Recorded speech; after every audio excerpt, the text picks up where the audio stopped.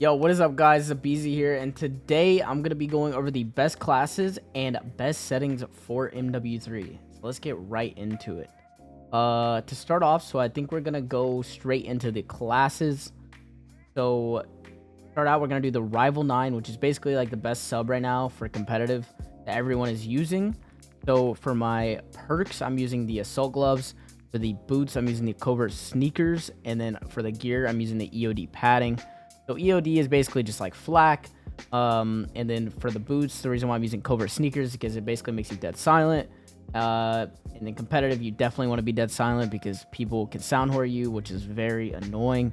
And then for the gloves, I use the Assault Gloves, which basically just makes you be able to be more accurate when you're jump shotting. So that's why I use that. So now let's get into the attachments for the Rival. I'm just going to go from left to right here. For the muzzle, I use the Purifier muzzle brake. For the barrel, I use the Clear Shot barrel. For the underbarrel, I use the DR6 hand stop. For the rear grip, I use the Rival Vice Assault grip. And then for the stock, I use the Marauder stock. This is all my Rival class. And then let's go next into the MTZ, which I don't know if this gun's going to be allowed or not because it's pretty OP right now. It might get GA'd, who knows, we'll see. But yeah, I'll show you the attachments for it anyway, just in case. So for the muzzle, I use the Saber compensator. For the barrel, I use the Clinch Pro barrel. For the optic, I use the Slate reflector. This is all preference, whatever you want to use, because there's multiple red dots that also look very good. And then for the stock, I use the Marauder stock. And then for the rear grip, I use the Rival Ace grip. So that is my MTZ class. I also use the same perks. So now let's get into the MCW class. This is basically at the main AR. It's basically the ACR from the old MW2. So let's get into the attachments for it. So I'm going to start from left to right again. So for the muzzle, I use the Saber compensator. For the barrel, I use the Cyclone long barrel. For the optic, I use the Slate reflector. And then for the stock, I use the Regal heavy stock. And then for the rear grip, I use the Rapid Strike grip. And yeah, that is my MCW class. This is more of like a fast MCW class. There's a lot of main ARs that use a slower beam class. I think Cell uses like a slower beam class, but this is just what I use since I'm like a faster player.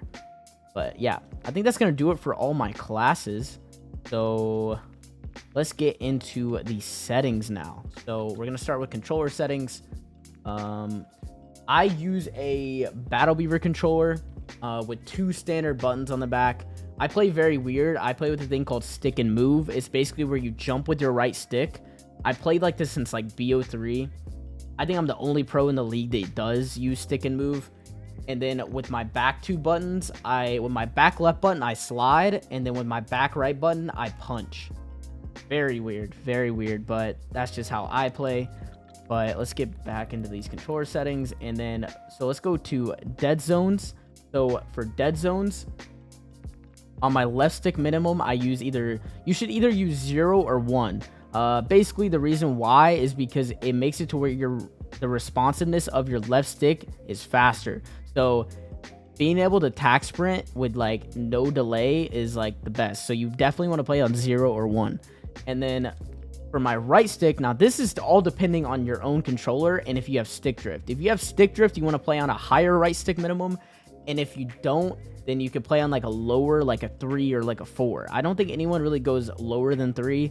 Most people play from like 3 to 8. But yeah, whatever your controller, however it is, if you have stick drift or not, play from like 3 to 8. You can test it to see, what you don't have stick drift on. So I play on 4. And then for my left trigger and right trigger, I also play on 4. So now let's go to the aiming tab. I play on 6.6. Most pros play from like 5 to 7. Unless you're like an anomaly. Cell plays on like 10.7, but I don't think anyone plays on that. Like no one in the league plays on that. I think most people play on like 6.6. So yeah, I play on 6.6. For my aim response curve type, I play on dynamic. I think everyone plays on dynamic. It's the best. And then for target aim assist, this is the controversial one. This is all preference in my opinion. I play on Black Ops. I know a lot of people play on default. It's usually either Black Ops or default.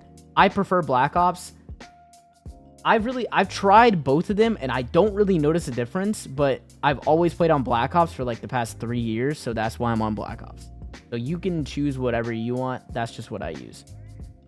And then for gameplay, automatic sprint, I have this turned off. Challenger players and up-and-coming players will play with automatic tactical sprint on, because it basically makes it to where you don't have to click in your left stick to sprint. Honestly, like a cheat code almost. But yeah, this is whatever you want. Pros aren't allowed to use it, so that's why I have it turned off. So for tactical sprint behavior, I have that on double tap. I think single tap sprint is also sort of OP. I don't think pros are allowed to use that though, so that's why I'm on double tap. For grounded mantle, I have this turned off. I think this is supposed to be on partial, and then this is also supposed to be off. Now, this is the big one. You need to make sure this is on slide only.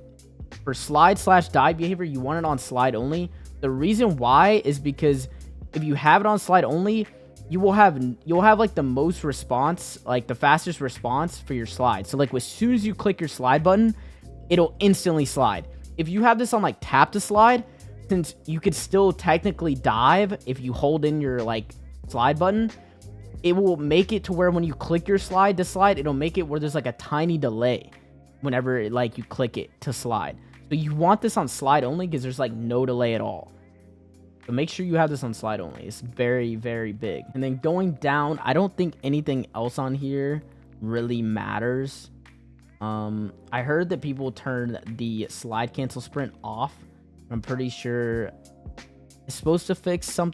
I think it's supposed to fix it to where like whenever you stop tack sprinting or like after you slide cancel, it helps with like your tack sprint coming back. But I don't know if that. I don't think that really fixes it. So you could really turn this on or off. I don't think it matters. Then going down this list, I don't think any of this stuff really matters either. I think some of this is like Warzone stuff. For competitive, none of this really matters. So yeah, that's it for the controller settings. Now let's get into the graphic settings. So for my monitor, I have a 240 hertz monitor. That's why I'm playing on 240 hertz. Some of you guys might have like a way higher hertz monitor, like a better one. So you can play on whatever the highest is, but this is just what I have. So brightness, this is all preference.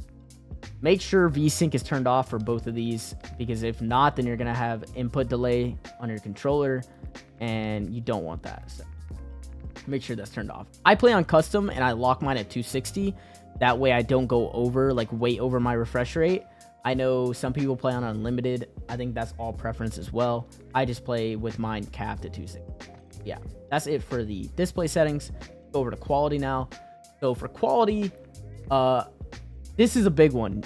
For upscaling and sharpening, you want to have this on Fidelity FX CAS, because it will make your game look like way better. Like, I mean, I'm not even like trying to gas it. It makes it look insane. If you have it turned like if you have it turned to anything else, it's gonna make your game look terrible. You want to make sure it's on Fidelity CAS, and you want to put the Fidelity CAS strength to 100.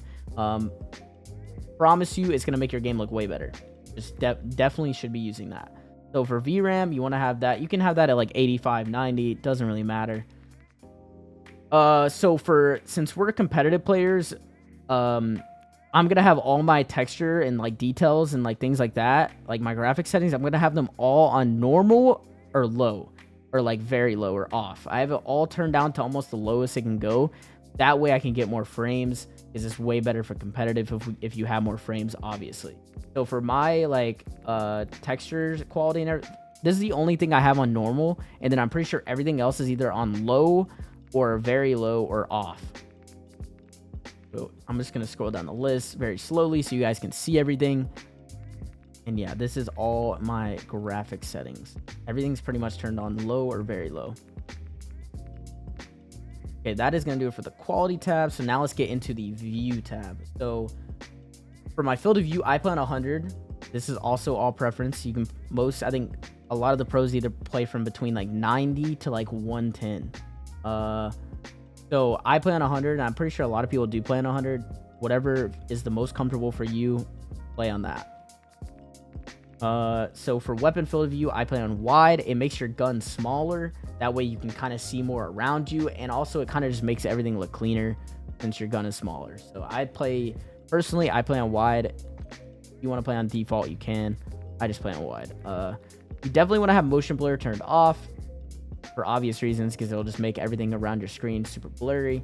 You want to have film grain on 0. because it'll make everything like super grainy if you don't. And then camera movement, make sure it's on least. That way it doesn't like shake when you're moving around. And then that is it, I believe, for the graphic settings. So now let's get into the interface. So for interface, color customization, you can play on whatever you want on this, whatever looks best to you. This, I play on filter 2 in both because it just makes my game look more colorful. But you can play on whatever you want, and change any of this to whatever you want as well. And then this is a big one. If most pros are going to be playing with their HUD bounds all the way in, that way their mini map is a little bit closer to the middle of their screen. That way, whenever you can like look up at your to see where your teammates are on the mini map, or you can look up and see where the red dots are from like the other team shooting. So you basically want to have this put all the way in. It'll help you a lot, honestly. So make sure that's all the way in. And then everything else on here, I think, is all preference or whatever you want to play on. None of this really matters. This is like turning on your FPS in the top left of your screen. I believe that is it for all my settings. So yeah, that is going to do it for the video. If you enjoyed the video, make sure you leave a like. Also, let me know in the comments for any future video ideas that you guys want to see. But I appreciate all you guys. Thank you so much, and peace.